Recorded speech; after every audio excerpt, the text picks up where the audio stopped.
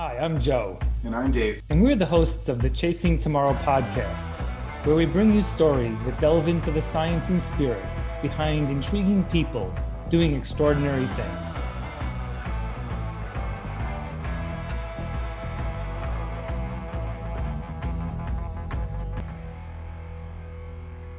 Welcome to the Chasing Tomorrow podcast. This week it's episode 35. On our podcast, we talk to extraordinary people doing extraordinary things. But this week is really interesting because we're talking to an extraordinary man, but he's coaching the most extraordinary female runner of our time, Camille Heron. Today we're talking to Conor Holt. Now, Conor has over 30 years of running and coaching experience. He's born and raised in Ireland, level 3 USATF, level 5 IAAF, endurance certified coach. And his father, Stephen, is a renowned running coach in Ireland.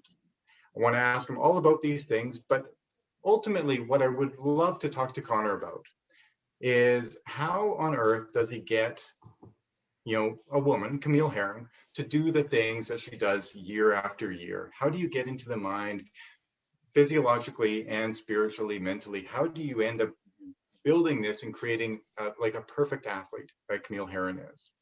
Now, Conor Holt as well too, he's no slouch of a runner himself. He's got a 5K PB of 13:51. Think about that for a second. He's got a 10K PB of 29:02, and he's got a marathon personal best of 2 hours, 18 minutes, and 17 seconds. Fast as stink. So yeah, welcome Conor to the Chasing Tomorrow podcast.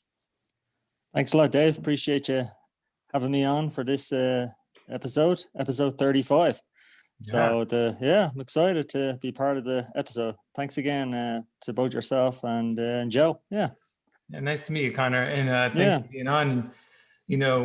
I don't know that we've actually had a guest from Ireland on the show, so it's sort of fun to sort of globalize. We've had some European runners and so on, but what would be great, when you hear those times, you sort of say, okay, there had to be an early stage to Conor's running, because I think maybe the 10K under 30 minutes, that one always feels like an impossible task versus some of the others, which are really amazing too. But so did you know when you were a young kid that you were going to be a runner? Was it high school, college, or how did you just start the whole running thing in your life? And then we'll get into the coaching later on. I was fortunate enough that the school I went to, it was a community kind of a high school. So we not only did academic events, like academic classes, but we also did, physical kind of education classes. We did metalwork, woodwork, welding. It was a little bit of everything. But I one day anyway, the school sports day was held every May, and I got challenged in the mile to run the mile against one of my classmates, and he was a good sprinter. But anything over the half mile, I knew if I did put a bit of training in, I could definitely beat him. I had a swimming background growing up. I swam a lot. From around 9 to about 14, I swam with a swim club. So I had a good set of lungs on me. But transitioning to running, it came easy to me. And I trained for like a few weeks, and I went out and won the school sports day 1 mile race. So that's where it started. Yes. And then from there, just kept running. So as the saying goes, So, and ultimately, Conor, you ended up in the United States on a scholarship. Is that right? Where did you end up? The University of Oklahoma. Yeah, when I was a Sooner. Went there in 1991 on an athletic scholarship. I got recruited by a number of schools, and I was always kind of like I like to do my own thing. And like I said, I got recruited by a number of D1 schools, but I wanted to kind of go somewhere where there's a little bit of adventure. Maybe the Midwest sounded like that, and we'd gone on holidays in the US, we'd gone to Disney World and those kind of things, but I'd never ventured into the Midwest, and I was a bit of a free bird anyway. So like I said, I wanted to kind of go somewhere where there was cowboys and Indians, that kind of thing, So Oklahoma is where I ended up. Wow. Yeah. And when you ran in college as well then? Yeah, I had a running scholarship, so basically paid for my way through college. Yeah, I was able to get a degree and studied music education and ran for the team. Yeah, so ran there from 91 to 96. Took my time in college. I was in no rush to graduate. 5.5 years. Took a few extra classes. Failed a few classes, but figured it out and got my degree. Yeah, so yeah. Yeah, and was it mostly running on the cross country teams or in track and field? Yeah, it was everything. Yeah, being a scholarship athlete, you were kind of expected to perform on 3 seasons every year. So yeah, I did cross country in the fall, and then indoor track in the spring, and then outdoor track in the later spring. And yeah, I was worn out by the time summer came around. I was ready for a break, drink some beers, and chase some girls. And yeah, so that's what I did. And so yeah, so I did that for a few years. Yeah, cross country, and then I got redshirted, where you're able to take a season off and then that allowed me to have a 5th year of eligibility. Typically, you get 4 years of eligibility in college to compete in your sport, and yeah, so it was good. Yeah, I did won a few races, got a few all American certificates along the way, broke a few school records, and drank a few too many beers, and played the piano a few times, and that was about the gist of it. Yeah, my college career. So. I always like to see, like, so good strong runner. When we hear about some of these really big times, sort of like for the people who don't run at that kind of speed, how hard is it? Like, so when you run a sub 30 10K, that, we do the math, we're like, oh, wow, that's, faster than most people would ever run 1 mile, let alone 6 in a row. And we know there are people pushing the envelope, but there was a time when 29 would have been, the fastest in the world, and not that long ago. Where was it like that day? Was it really hard to get to that time, or did you just sort of like feel fantastic? I think, yeah, the when you look at training cycles, and now that I'm a coach, I kind of understand it a lot more now.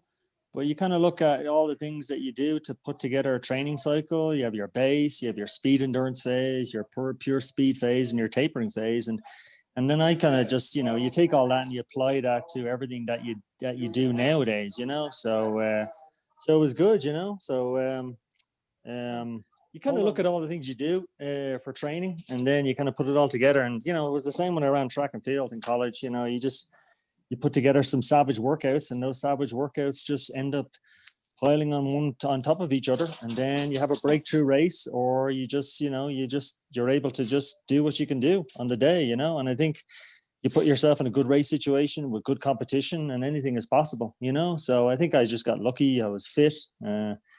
You look at 1 or 2 benchmark workouts you can do for an event like that, and if you do really well in those benchmark workouts, then you're going to run well. So it was a little combination of everything. Mental toughness, I think, was important too. And these are all the things you apply to ultra running in this day and age. So it's probably back then that I kind of was learning my own development as a coach, even though I wasn't being, I wasn't coaching myself at that point. So yeah, so. So back then, with your college and university running experience, was that an expectation? Do you find that that it was put on you by let's say your father? I mean, he's a renowned running coach in Ireland. Did you find that kind of played into your successes when you were in your late teens and early 20s? Yeah, my parents raised me really to be a real individual, but also they raised me with the attitude that, the things that you're going to get in life, you're going to have to go out there and get them yourself. No one's going to hand you anything on a plate, and I was raised like that, and so everything I've done in my life in that early ages, in that early stage of development, it was done because I worked my ass off. I worked hard. and that's basically the gist of it. Yeah. My parents were their work ethic was awesome, and and it shows in everything I did at that early age. So I can't thank my dad and my mom enough for those early development stages. Like you kind of look at this day and age, and I've coached college, and kids these days are just lazy. Just like everything is the soft culture, and it's good to be able to go back and think about what I did, and and I got a good friend of mine that's was a college teammate of mine, and he's a really good coach in New Zealand now. And one of his athletes just he broke the collegiate record over the weekend in the 1500 meters indoors, ran 3:34 for 1500, Samuel Tanner. And, and that's that's amazing to see those kind of performances, but yeah, my dad was a big influence on me. He kind of told me what I needed to do, and I did it, and I was able to get a scholarship to the States. Yeah, so yeah, it's interesting, Connor. This point is worth digging a little bit deeper into, which is, all of us have, and maybe some disproportionate capability to others, right? So let's say Dave is faster than me, that's fine, but at the end of the day, what matters is the individual gets closer to whatever their mythical 100% is, right? We don't know what it is. I don't know. You probably don't know. Dave will never know, because we can't find a way to get to the potential. And that's true, because if we just pick running, we've seen times improve over 10, 20, 50 years. That meant that the people before weren't not capable. We found a way to get this system to work even better. But it comes back to, which is that it's that application of that knowledge of how to use the system, and then the effort that you put in to find the return. And then, every once in a while we'll get that magical day.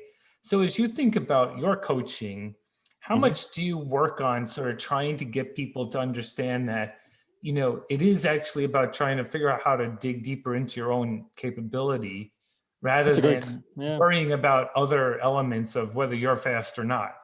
Yeah, that's a great question. I think, in my own coaching, what I found is every individual is different, and that's how we do this here. That's how we coach. It's everyone is a unique individual, and how they're able to do this, do that, how able to push the buttons. It's, you take someone like Camille, who her high end endurance side of things is huge, but then you look at also her mental side too, which is probably bigger, I think, than her endurance side.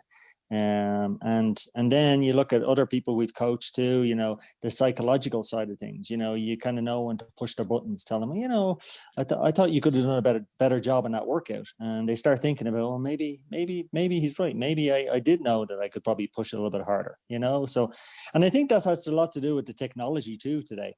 You kind of look at all the technology that you're able to see, Strava and Training Peaks and all these different websites that use all this technology. You're able to see what a person can do, So, it's the unknown too. I'm a student of the sport. I'm still learning as a coach. You never stop learning, and it's true. 40, 50 years ago, what people are doing now, technology is huge. Shoes, and then the more negative side of the sport is the drugs and those kind of things. They're a lot more prevalent, and you're constantly having to deal with that too. So yeah, so it's a little bit of everything, I think, so. Yeah, so Connor, I mean, let's just jump into just one of the comments that you just made now about, the mental side with Camille. And I think that we can all observe it from the outside when you go, there's something different about her, with all the other athletes she married out there. me, That's just why she's able to. But how do you assess that? Like, exactly. How do you assess that? How do you assess that as a coach? How do you say, okay, the mental piece here is heightened, and okay, we need to work on this physical component here. We have to work on the structure of the body here. But when it comes to the mental side, is it just something that you acknowledge and that you notice in training? It's innate. It's innate. I think from an early age, like you kind of look at her upbringing, both her father and her grandfather played for Henry Iba basketball at Oklahoma State University, and he was probably one of the toughest, hardest basketball coaches there ever was out there, and then, her dad is a very towering figure. He's very, he's just a very positive influence, but he's very towering. He's like 6'6", 6'7", and he just brings a very towering presence to a room. If you were to walk into a room and you'd see him there. And so she's, from an early age, she was, she just learned all these stories along the way, and then she just applied herself to being the best at whatever she could do at that point in her life, whether it was playing outside for 4 hours and passing out playing basketball, or practicing 6 hours a day, a French horn, so she could make the all-state team, to, earning a scholarship at the University of Tulsa, to losing a scholarship at the University of Tulsa because of her injuries, and her doctors told her she'd never be able to run again. Just the never give up attitude. And, it's a joy for me to be around that every day, because I see it, just never give up. And, she wants to be the best there ever was, and she's well on her way, I think, to doing that. But it takes it takes that innate ability in yourself and the mental component that she has. You just see it, and all the injuries she's had, and just this never give up attitude. So yeah, so that's something you can't really coach. You can kind of develop it, you can kind of modify it, but that's not something you can coach. I think that's something that you're born with. That's something that you learn at a very early age, and and you either have it or you don't, in my opinion, So yeah, so I do think you can crush it out of people, though. Yeah. Which is the one really bad part. So when you perform in that level, you have to sort of get in your life that there are going to be a lot of people who question what you do and how you live. This like, well, you don't need to do that much. Why do you have to do that much? Why do you have to go that hard? Aren't you hurt? You should stop. All this doubt that people bring to magical performances that can take us off. Like when you wonder about, I don't know, take a golf game as simple as golf or the hockey goalie, right? This is only their head.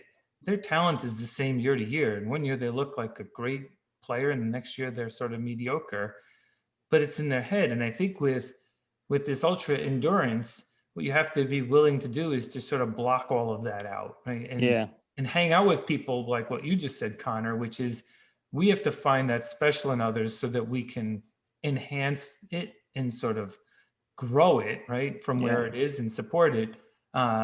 But that I think is most important part of that coaching aspect, which is when you find someone remarkable, just keep it, going, right? I think. Yeah, exactly. Yeah, just keep it rolling along. I think sometimes when you have an elite athlete like Camille or any of the other elite athletes we coach, it's sometimes you have to pull the reins back too. You kind of have to know the balance. Because like you said, it can be a detrimental thing too. If you want to just keep going at something, and obviously body parts are going to hurt.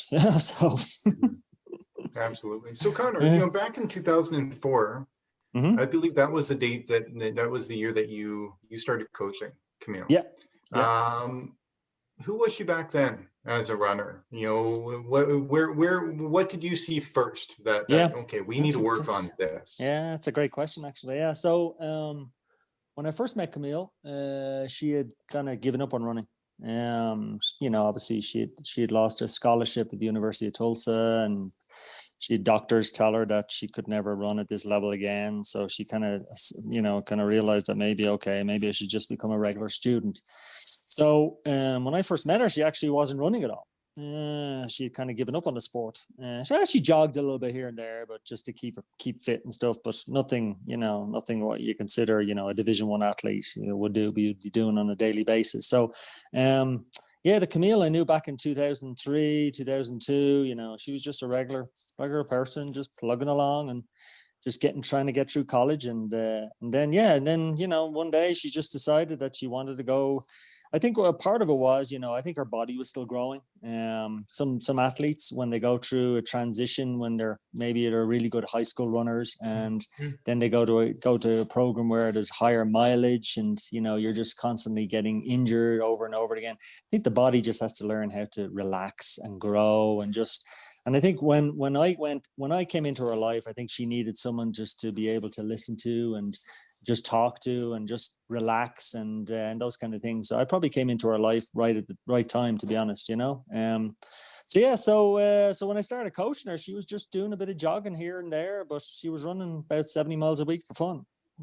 She was just getting out every day and just running for fun and enjoying the sport and just enjoying running. And then one day we went out for a run, and she ran further than me, and I kind of wanted to know what she was doing. And so we kind of sat down and we talked about it, and she was like, maybe you should start coaching me. So that's when I started coaching her. Yeah. So, and her 5K dropped huge. Her 10K dropped. She had a really good 15K and a half marathon. And then, that's how it started. Yeah. But back then you'd never thought that she'd be where she is today, and so that's kind of the fun thing about this whole sport, isn't it? Yeah. So, So take us there for a little bit of the journey because it's always fun to sort of, that point is a great one. Who knows what's out there into the future, and how do you develop into something more than, hey, there's a lot of people who are good, and then it's hard to get into that special category. So what was it? What was the feedback system? Was it winning races? Was it, community? What were the pieces that really brought it together? I think not having the pressure of having to do it in college, I think, was a huge part of it. I think, she, in a long story short, she was able to get what's called a medical hardship, so she could return to the University of Tulsa to finish her undergraduate degree, but she didn't have to compete for the college. She was just basically a regular college student, and I was just writing workouts for her, and those kind of things. But I think, part of it was just being able to relax and just enjoy the sport and not have to worry about this and that. And, you kind of look at, we get contacted a lot by young women in the sport that are having a tough time in college. Maybe they're part of a team or they're just going through a tough time. We get contacted by a lot because they know what Camille's story is about and what did she do. And part of it was she just slowed things down. She slowed her whole life down. She was no longer running here, running there, going to clubs and all those kind of things that kids do these days. And she just slowed things down and just enjoyed day-to-day living, and maybe that was a good influence I had on her. It was just, I'm a pretty easygoing guy, and I'm Irish, so the Irish know how to celebrate and have fun, and I think that's probably what she needed, was just to be around people like myself that just relax and take it easy and just enjoy life, and so she slowed things down. She slowed everything down in her life, slowed her paces down. She just went to run for enjoyment. She wasn't worried about how fast her mile repeats were, the things kind of do that they kind of stress about in college running and those kind of things. So that's kind of where it really started. Just slow things down, got more sleep, and just enjoyed life, enjoyed college, so, and she kind of learned all those little things along the way, and she kind of just took them with her when she graduated from college and moved on to the next chapter in her life, so. Well, I think that we all see that as well too when we think about Camille and the lens that we all have is that she works hard, but she's out there having fun doing it. She's got this big smile on her face the whole time, and she's drinking beer mid-race and things. So do you think that that's kind of where that stemmed from, the 2004 on forward, where hey, I'm in full control of how hard I work in my workouts, but when I'm not working out, I'm gonna take a deep breath, I'm gonna have a beer, I'm gonna have a laugh, and I'm just going to enjoy life. Yeah, I think that was a big part of it. Obviously, the whole beer thing with running, that was kind of a mistake. We were running that UROC race a few years ago out in California, and she just bonked at about 50 miles, and the sugar in the gels kind of went to her head, and I just gave her a beer. The beers were for me, and after the race, and I just gave her a beer at 50 miles, and it settled her gut, and she jumped out of the seat and ran away with them, broke the course record. So, the whole beer thing was by mistake. But you're right. Just being able to relax and focus on, just the day to day, what we do day to day, not worry too much about what the future holds, and especially in this day and age, right? You don't really know what the future holds with this pandemic at the moment and everything. But I think just being able to relax and focus on the day to day and just enjoy the sport and enjoy running. And like you said, she does have a big smile on her face when she runs, and she just enjoys that she's able to go out there and do what she can do, So she does work really hard though. I'll give her that.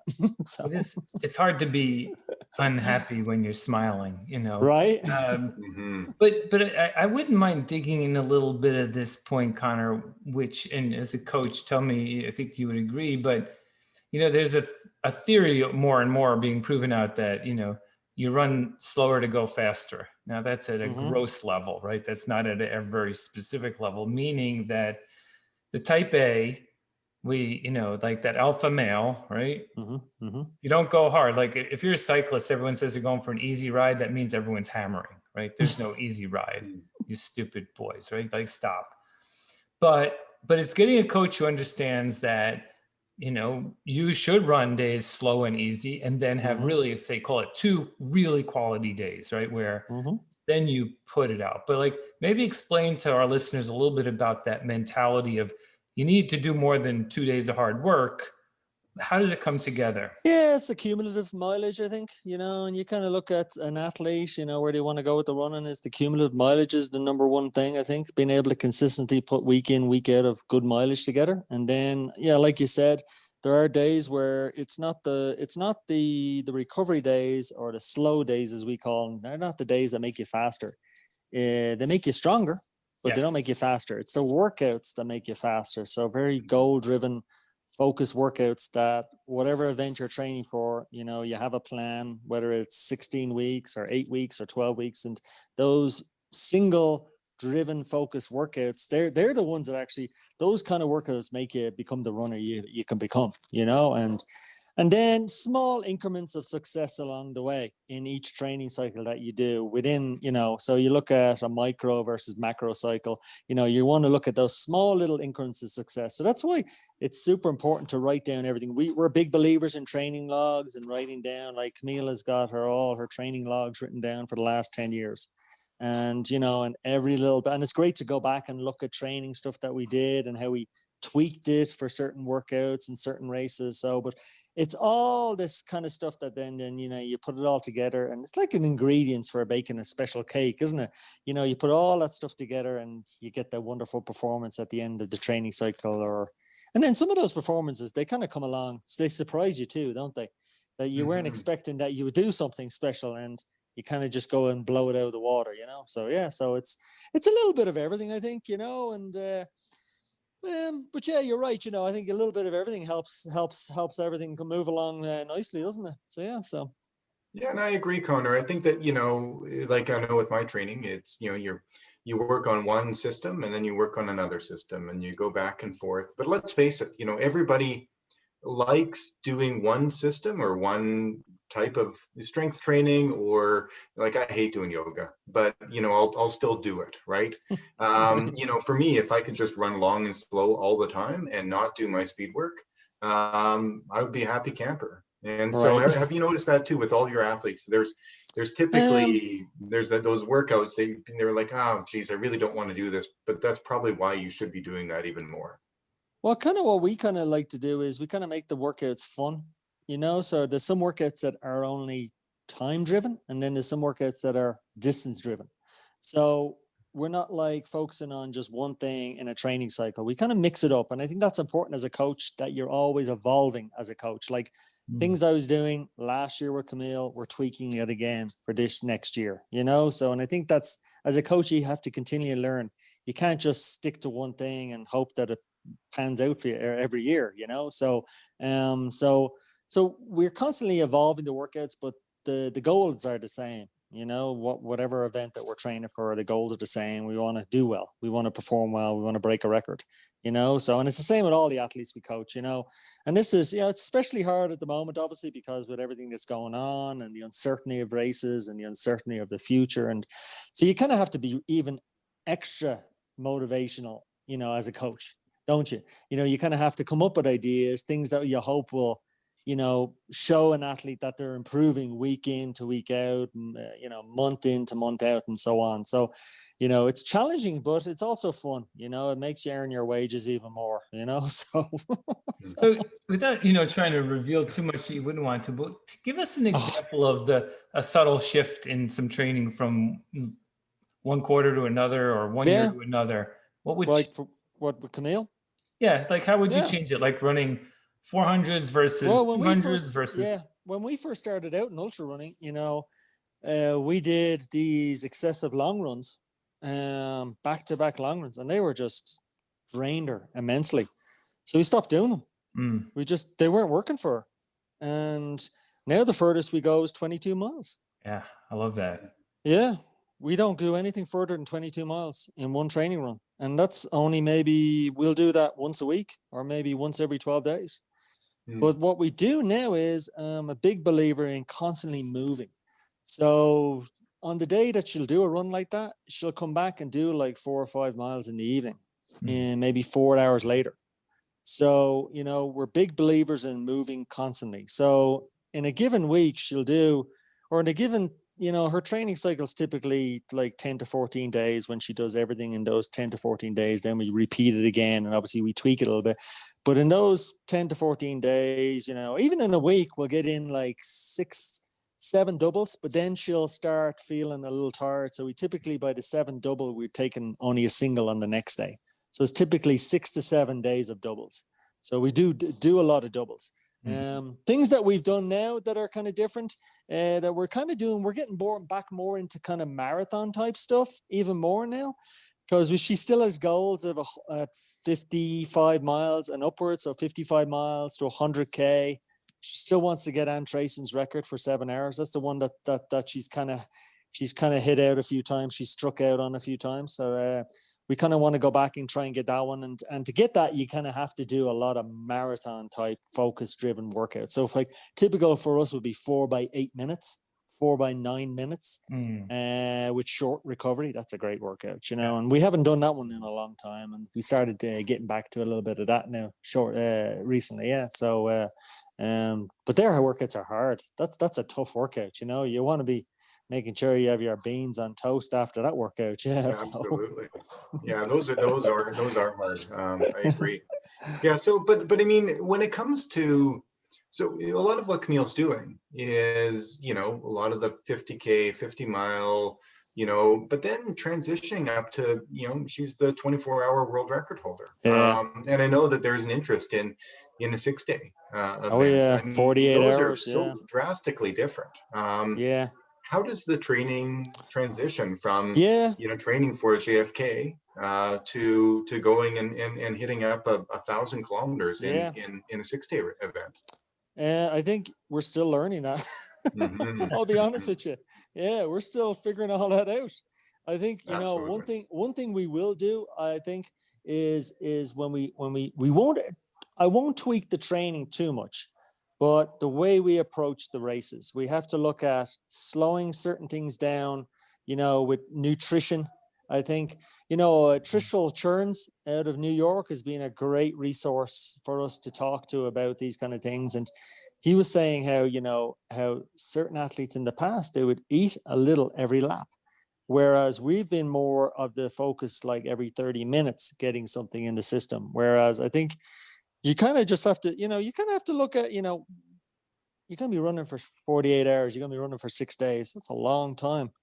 So when is the nutrition going to come into all this? When is the sleep going to come into all this? So I think they're the two things more than anything that we're going to have to really figure out, you know? So absolutely. Yeah. We were talking to Bob Hearn. He was on the call. He was on the podcast a while back, and he's a gift to our sport, where he's just the smartest, most scientific mind out there. And he, you know, before he was saying, you know what, it's not rocket science. You know, it's all, you know, you can plug this and plug this and plug this. But I was running 6 days in the dome with him, and I saw him nearly running backwards. He was running so slow, and he just didn't understand scientifically why.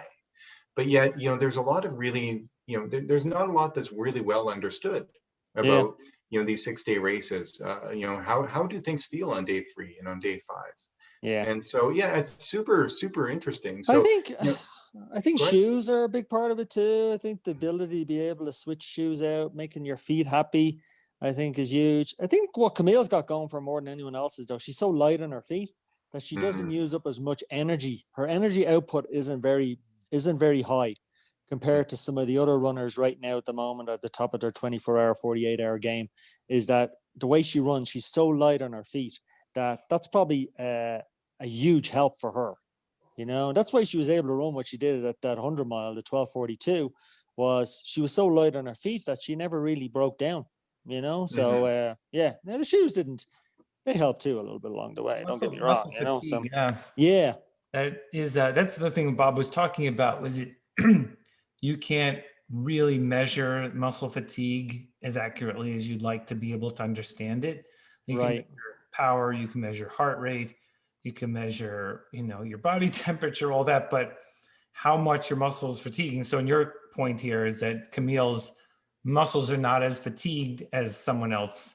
And so you're starting to see the energy required to move the body, because it's like, he's like, half of my muscles are working. So I need more heart rate, more energy to move it. And so pacing was going down. And so there was this idea of, do you go faster in the beginning when the muscles are strong, because you're going to lose that as you go along? Well, you know, you look what Giannis did. That was always his approach, wasn't it? He always put the hammer down and just got after it, you know. And Camille has done that, obviously, in some of her races so far. You know, that's what thoroughbreds do, don't they? Yeah. look at Seabiscuit always like put the hammer down from the get-go, you know. So, you know, how do you train that? You know, it's sometimes you just got to let things plan itself out. But with 48 hours and 6 days, like you said, it's a different kettle of fish, isn't it? You kind of have to look at the energy output, the nutrition, the shoes, the sleep. When do you sleep? When do you not sleep?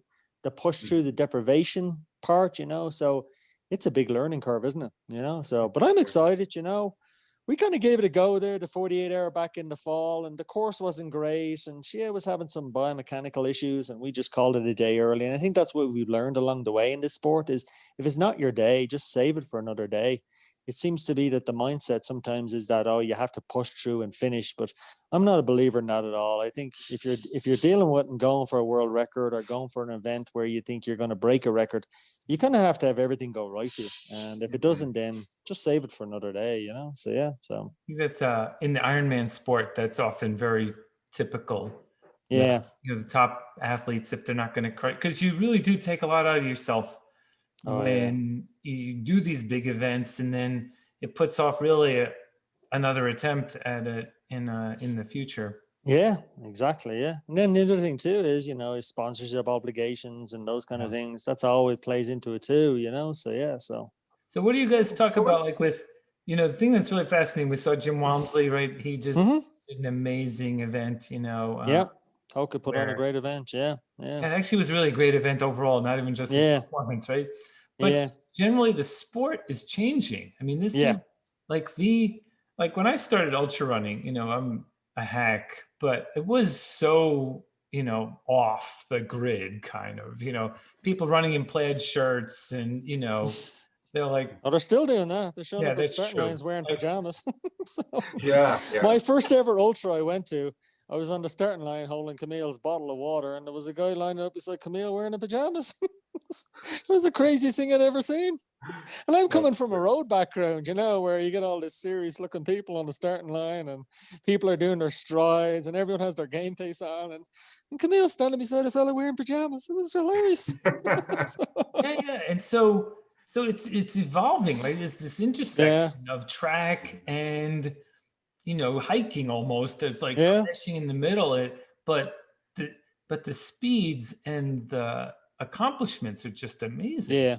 Yeah, well, you know, you got big sponsorship dollars now involved in the sport and bonuses galore when someone breaks a world record. And then obviously the social media aspect and the internet and everything, and everyone is an expert apparently and how things are run and how things should be done. So you kind of just have to go with the flow, don't you? And just, you have your good days and you have your bad days. And if you pop a good one, you pop a good one, you know, and I think that's how you approach it, you know, but yes, it's a lot different now than I remember talking to Tristral about this. And he was saying how back when he was, you know, telling me stories about how Giannis did this and Giannis did that. And it was a joy to listen to him, but you know, it's changed so much since then, you know, so in a good way, I think, you know, so yeah, so. What are some of the? So yeah, I think when it comes to, you know, right now with Camille and, you know, now Nike getting involved, and I know Nike was a big sponsor of Anne Andreessen as well too back in the day. But you know, it's you know, when you get these big brands like you know, Nike is the biggest brand getting involved in the ultramarathoning sport, you know, it kind of changes expectation, you know, the lens and on and so forth.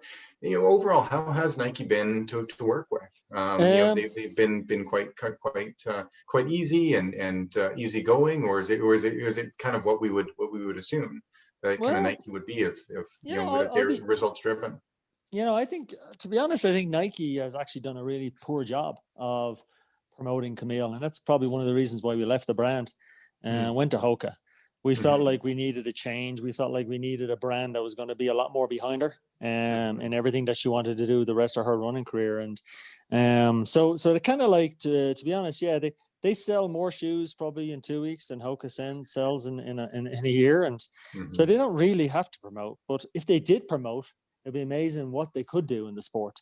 But their level of commitment, I think, to ultra running is it's been pretty poor, to be honest. Compared to what some of these other brands are doing, you know, so just like what Hoka did at the Hoka Carbon X event there a few weeks ago, but she's been with Hoka now since January 1st of this year, and signed a long-term contract with them, and I think we'll just ride it out, and see what happens over the next few years and see how many more records she can get, and how many more big wins she can get, So yeah, so. Mm-hmm. Yeah, and the way that I kind of see a lot of these sponsorships too is that, it seems like Nike and others, New Balance and Asics, they really focus on track, they focus on 10K, and they focus on marathon. I look at the Nike marathon project, the two-hour marathon project with Kipchoge. When you think about just the amount of people that are running the New York City Marathon, the London Marathon, it's huge. But what I find is really interesting, and maybe this is where we're headed in the next 5 years, is that it's not necessarily just the numbers, it's the attention that women like Camille are getting. Is it humanly possible to run 270 kilometers in 24 hours? Is it possible that so-and-so can do this? And I think the numbers will follow. So I see a lot of the New Balances and the Asics are maybe transitioning. Would you agree, or do you think it's going to still be left to the Hokas and the Ultras? Well, Hoka is a pure ultra brand, aren't they? That's where they started out, was ultra trail, and that's the genesis of their brand. That's what Mike McManus told us when we were getting ready to sign with them, was that this is a long-term commitment with Camille. We want her to be the best that she can be at this, and we want her to win overall in races. We want her to come close to Giannis's records. I think the 6 day is a goal of Camille's, that she gets Giannis's 6-day record. And I think I don't see it anywhere where New Balance and Nike and Adidas. Adidas is getting a little bit into it, but I think they've made a mistake of focusing more on a younger age group. That was what I've kind of learned in the process, is they're focusing on this 20 to 25, 25 to 30 age group and they want to promote them for a long time. I think the older athletes are the ones that are really producing the results right now. You kind of look at what Camille's doing. Yeah, Camille's 39 years old, and we feel like she's got a good 10 more years in the sport. Amazing. And it'd be amazing what she does in those 10 years. I think our goals are to run over 172 miles for 24 hours. I think break 12 hours for 100 miles. And then obviously, run as close as possible to Giannis's record for 6 days, or pretty close. And then obviously for 48 hours, the record right now is just right at 400 kilometers. And I think, Camille's got a great shot to maybe put another 50K beyond that. So I think, when you kind of look at those kind of things that she wants to do, and then obviously on the trail side of things, focus on winning the big ones, Western States and UTMB. And that's probably what makes Camille very unique, and the fact that she's able to switch. Not many athletes can do that and do it at the high level that Camille does, So, but yeah, I think Hoka, Hoka's putting a lot of money into it. I think it'd be great if those other brands were to step up, but I just don't see it happening, to be honest. Yeah. So, there is something to be said for, ultra running is not going to have the appeal of, people running a 3K, 5K kind of thing. Yeah. So it is nice to have some brands that are more particular. Like if you're in the climbing world, there are brands that started out in Camp Ford, Yosemite, and, they've evolved over time, but most of them stay closer to the essence of what they started. I mean, North Face went through a lot of evolution, but but I think you have to have the people. Salomon. Right, exactly. What Salomon is doing right now. Yes. Great support, but you have to have the people in that organization where that's their primary motivation. Yeah. Now, Nike's motivation is to be a global brand, getting people moving. That's a good thing. It's not necessarily, they're not organized around this kind of idea. And you can see performance is very important to them, though. Yeah, but for a larger appealing group, rather than, the market for ultra is not big enough. So I mean, look, Hoka did get purchased by Decker years ago, right? So it's not like just a small brand anymore. I mean, I think $300 or $400 million a year in sales, but it's nice to see they stay the essence. I think us supporting some of the not mainstream brands in the sport is fun. It's you can run in anything you want, but it is fun to see some brands investing more. Oh yeah, happen. Absolutely, yeah. Especially when we can get some remarkable. So those times you're putting out there and those goals, sounds like you guys are going to be pretty busy. That seems to be the way we do things, though. We don't let's sit around here waiting for flies to sit on us. We're pretty much, we go get it, if we have to get it, and the other thing too that we're always doing is we're always constantly thinking about, okay, what's the next challenge? How do we get there to that challenge? And what do we do to accomplish that challenge? So, right now we're probably going to sell our home here in Alamosa and move somewhere else, to somewhere that's going to be even more beneficial for her training. She put in 16 weeks here before the 24-hour World Championships in 2019, and she broke her own world record by 5 miles. But I felt that day she was probably ready to run about 172, 173 miles. And there was about an hour of where everything went to crap for about an hour in that race. So she only ran really well for 23 hours that day. So there's an hour right there, and that's a good 4 or 5 more miles in the tank right there. So that would have put her right at 171, 172 miles. So we're constantly thinking about what can we do to get to that next step? Where do we need to go? And those kind of things. And to to do what we want to do and to be the best at what you can do. And you always have to think like that, don't you? And you have to have that mindset, so you can never rest on your laurels, so so. Maybe speaking of embracing challenges, Conor, I one event that I've fallen in love with myself personally, and so maybe I'm even just asking this out of personal, interest of where Camille kind of stands with things like this, and where you stand as well too, Conor, is that backyard style racing. Is just it's a very, very interesting. It seems so easy, but then it's not. Right. Oh yeah. And Big so time. not last year at Biggs, I guess, but the previous year, I was down in Tennessee, and I came to think that, because my 24-hour best is 161 miles and things. So I've got a top end speed that's not Camille's, but getting close.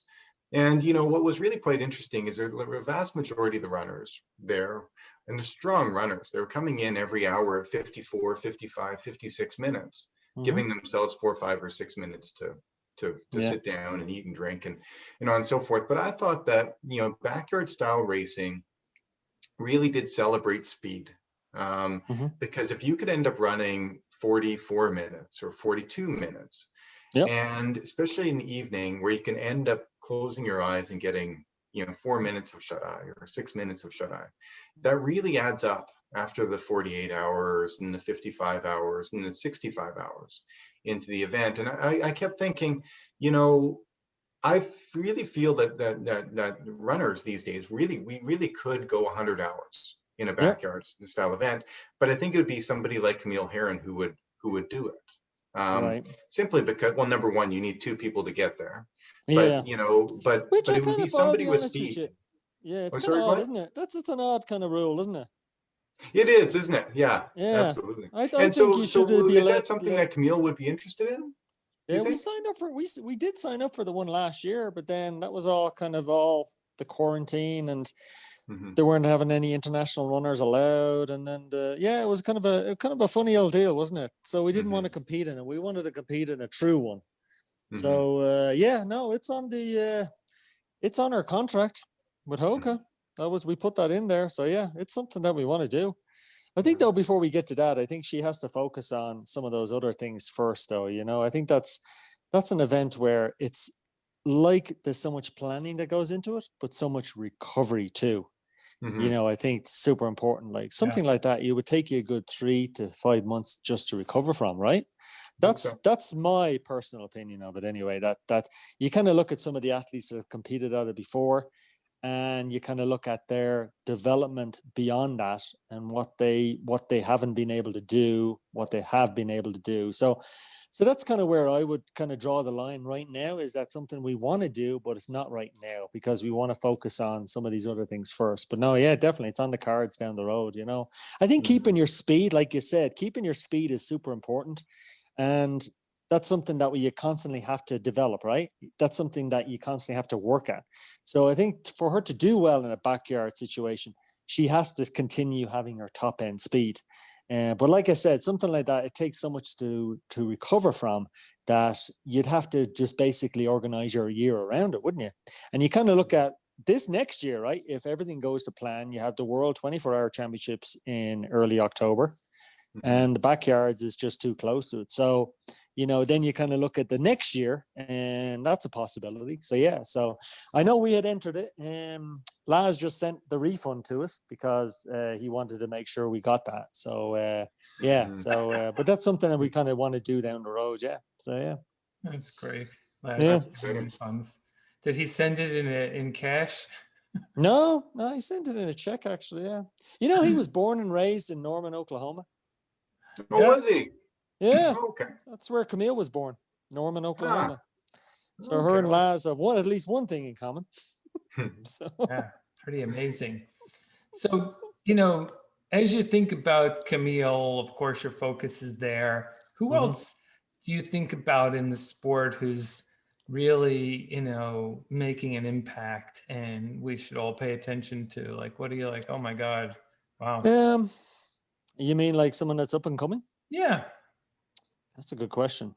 Probably on the male side, you kind of look at, I think Zach Bitter has kind of unproven himself at the moment on beyond 100 miles, hasn't he? And I'd love to see him get that right, because you look at what he's done at 100 miles, and I think based on what he did at 100 miles, you would see, hey, this guy's got a great shot to do what he can do. So that's something I'd like for him to figure out, and maybe he has to do a different training approach than what he's done with the 100 miles, because that seemed to have worked for him big time, right?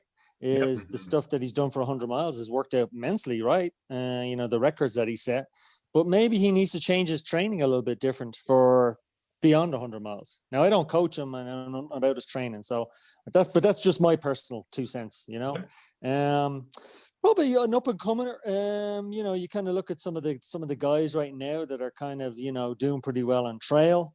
You'd like to maybe see them do something more on the road. I think Hayden Hawks is someone that comes to mind. Yep. He's run pretty well on trail, and another fella that probably has some got potential. And probably on the women's side, where you kind of look at all the people that did something down the road, and and they set those barriers so high to break, like Anne Trayson. They set all these records that everyone thought were unbreakable, and now Camille is breaking most of them. So what does that say? What does that tell you? About that. But there's some good. There's you look at this past weekend. There was some good performances at the Black Canyon Trail. There was some of those. Do you follow trail running much? Oh yeah. Yeah. So you kind of look at some of those trail races, and that's probably the only races that are going on right now at the moment. Because Viper Running have their act together. I tell you, they've done a great job of. The COVID plan is in place, and I can't see too many marathons happening, to be honest. The way things are panning out, they just cancelled Comrades and they cancelled 2 Oceans, and some of these later European trail races, they might be in jeopardy too. So, so it's going to be another interesting year, But I think Anne Trayson set the bar so high, but Camille is breaking the records, isn't she? So. Yeah, that Black Canyon is a great race. I've done it a couple of times, and it's yeah, well, certainly not in a competitive way, but a lot of really good fast guys can run those kinds of. It's a beautiful trail. Oh yeah, a little deceiving because there's more up and down on it than you realize. By the time 5,000, you're climbing or you're dropping 5,000, feet. Yeah. Camille ran that last year, so it was a good run, So Jamil has done an amazing job with the sport, and really, we had some really great race directors, I think, in the sport who are. Candace is driving the 200 milers, and our Vipa's, doing the 30, 50, 100K kind of things. And, Steve Durbin's doing a good job with the, Tunnel Hill 6 day in the Dome. Another one. And then of course, Gary up in, Dave's world, he's been doing some good. So it's nice to see that. Like, this is an independent industry, right? These are just people who are making this happen without any structure themselves. They're just making it work, which has been fabulous to see it develop in that regard. Yeah. Well, it's just a sport evolving, isn't it? Just like with sponsorships, and people are just getting a lot more interested in the ultra running world, aren't they? I remember, when we started this journey back in 2015, I didn't know too much about ultra running, to be honest. And you kind of had to learn, all the ins and outs of it, and how to crew and all those kind of things. And getting from one station to the next, and that can be a whole kettle of fish in itself, can't it? Amazing. Well, the other thing is, like, you have guys like, I don't know, Pete Kostelnick, who, is unbelievable, but he's got a full-time job. And, this isn't a sport where, I mean, Dave's got a full-time job and trying to break records. And so it does make for an interesting, challenging life, because it's also, your training time is pretty big. It's not like you do 4 hours a week. You got to be 20 to 25 hours in a week plus a job. And then you're not getting a lot of income, even if you have sponsorships. So it requires people to have a real commitment. Oh, yeah. Well, I think you have to be committed, don't you, just to run 100 miles a week? That takes a huge commitment in itself. Don't mind all the other stuff on top of that, So, yeah. So, do you still run yourself, Conor? Camille keeps bugging me about it, and in this contract that we got at Hoka, they hooked me up with a bunch of stuff. So I just today, I literally got 6 pairs of shoes today in the mail. So, so I have to go out there and do something now, I suppose. But I think I try. My role in this whole thing is just to make sure that she is as comfortable as she can be, and get the most out of herself. And we've kind of committed ourselves to this now. I gave up a full-time collegiate head coaching job back in 2016 to help her with this. And it's been a joy, to be able to see the evolution of what she's done in the sport and where she wants to go with the sport. But my role part of my role is just to make sure that, that she has hot, warm cooked meals, and just take the stress out of everything, those kind of little things that kind of add up. Right. So, so we're a team in what we do, and it's 100%, and we believe in each other. And, that's just part of the sport, isn't it? Just be able to find someone in this sport that kind of you're able to have a good relationship to, and, and you kind of look at, even Jim Walmsley has a great girl there that supports him 100%, and you can kind of see it in everything they do, and that's we're the unspoken heroes, aren't we? The spouses and the coaches, the ones that never get the mention, so I appreciate you guys having me on this show to kind of talk about things. But no, it's all part of the journey, isn't it? So being able to support each other and do what you can do. Do you have a good support system, Dave? Oh, I do. Absolutely. Yeah. I got a great family, and very, very supportive family. It's just a joy, That's good. Absolutely. No doubt. Well, I think it brings back to this sort of the core point of, what we love to hear about is, this is all about helping people achieve their potential, right? That's what we set out to do when we started the podcast, is this idea that, we each start rather ordinary, all of us, and it's then, what are the choices that we make? How do we apply ourselves as we go along on the journey? What system do you put yourself in and the people around you? And ordinary goes to extraordinary. And we all have that opportunity. I think there's some who believe, I always like to say that, privilege is earned, it's not granted. Yeah. And sometimes we think it's the other way around, and we're waiting for something when it's just within us. And what you're doing and committing to Camille is what we should do for all of the people in our worlds, right? Like whatever way, both ways. Like she commits to you, you're committing to her, and then you get this magic that happens. And it's been sort of a fun experience for us to talk to people like you, because you're as integral to this as anyone is. Because we know that we're all better with a coach. I don't care what training plan you do yourself. There's that little bit of accountability that we feel. To that relationship that takes us to the next level. So absolutely, yeah. No, you're right. Yeah, I think it's all just part of the journey, isn't it? Then in this life, that you're able to commit to something and see it through, and and be the best you can be at something, and then have the support that you're able to do those kind of things, and put up numbers that people would be only dreaming of 50 years ago. So yeah, and that's what's beautiful about the journey, isn't it? Is that we're always headed somewhere. And I think guys like you, Conor, and Camille, and you're never really ever satisfied with where you're at, and there's records to be broken, and challenges to go try your very best at, and on and so forth. So let's get around to that part of the interview where we talk about what's your tomorrow. I mean, what are you hoping to to achieve in the next year, next 5 years? What are you chasing? I think, being able to get through this whole situation that we find ourselves in right now, that's huge. I think being able to get back to normalcy or some kind of normal, right? And just, being able to continue on the journey that what we're doing, what we set out to do a few years ago, and continue to do it. And, and I think, have you ever seen the movie The Natural? The baseball movie? It's one of my most favorite movies.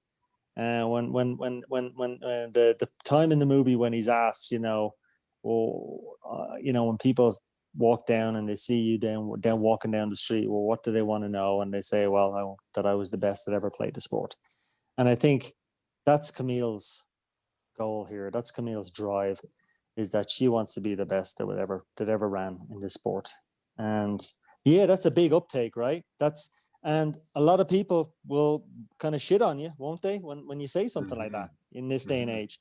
But I think to do what you can do, and you can look at some of the famous, most best sports people out there in the past, from the likes of Georgie Best. He was a great soccer player, in the 60s and the 70s, to some of the great runners, Laissez Verne in the 70s, to some of the great sprinters in the 80s, Carl Lewis, to some of the great middle distance runners in the 80s, Sebastian Coe.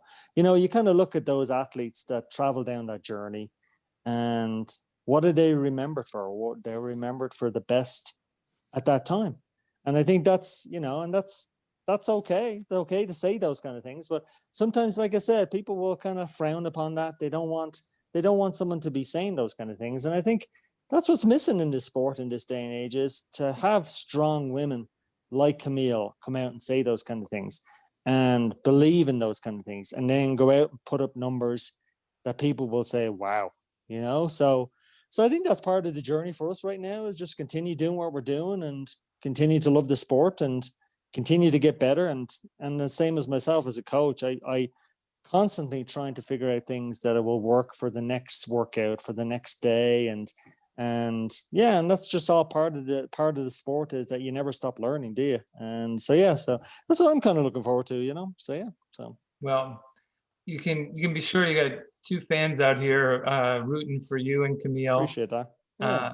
We will continue to check in and have you back on to tell us about one of these soon-to-be extraordinary feats that she accomplishes. Absolutely, yeah. I'm sure our runners would love to hear the details of one of the next records she sets. So cool. Sure Conor, will. thanks for coming on. It was a pleasure. Thank you. Yeah, thank you again. It was an absolute pleasure, Conor. Yeah. Thanks a lot. Thanks a lot. Enjoy the rest of your day. All right, take care. All right.